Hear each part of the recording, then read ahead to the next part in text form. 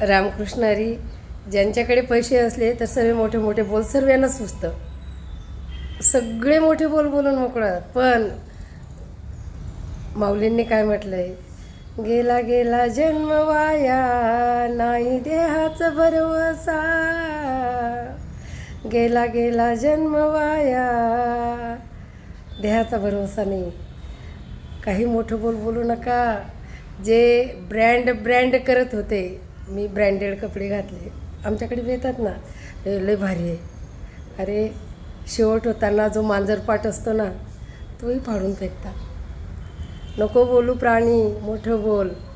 जायचं एक दिवशी तुला, जाईल तुझा देह हा अनमोल.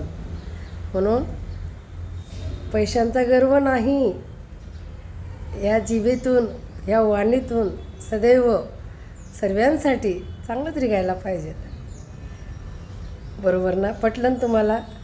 रामकृष्ण हरी.